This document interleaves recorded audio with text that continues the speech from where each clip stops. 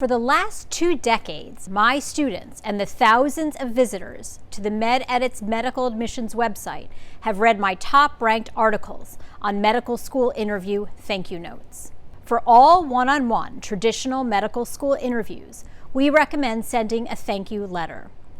While your thank you note won't influence your overall candidacy or chances of acceptance, it is considered good manners and is an opportunity to connect with your interviewer after you leave. In this video, I'm going to discuss the following. Who receives a thank you letter? Should your letter be handwritten or sent via email?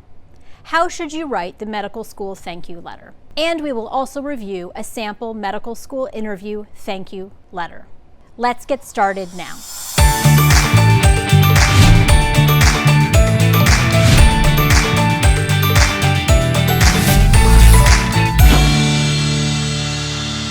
Think of it this way. Thank you notes are another opportunity to get in front of the medical school admissions committee. You should send thank you notes to all of your individual one-on-one interviewers or anyone you feel you connected with during the interview day. For example, maybe you met a medical student with whom you had a good conversation, a secretary, or an admissions dean. For MMI interviews, it is not necessary to send thank you notes to each rater. However, if you felt a connection to someone specific, consider sending a thank you note. We recommend that applicants email thank you notes unless a medical school specifically instructs you not to. Why? Everyone in academic medicine is connected and checks email incessantly. Email communications also present the possibility of starting a dialogue between you and your interviewer.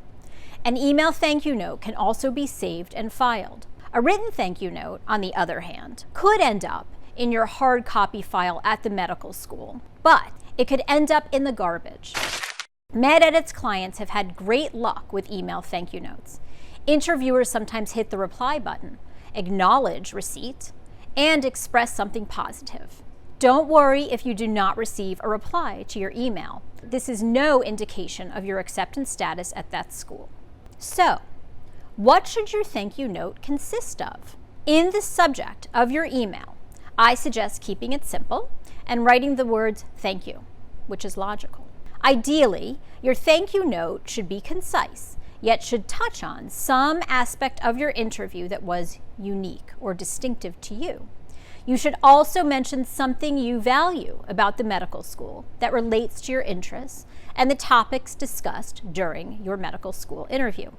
Remember, just like other aspects of the medical school admissions process, your thank you note should reflect the tone of your interview.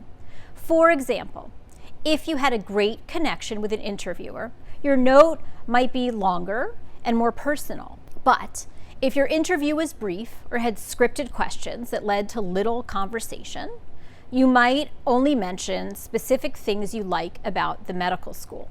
Try your best to tailor your note to reflect what was discussed during your interview.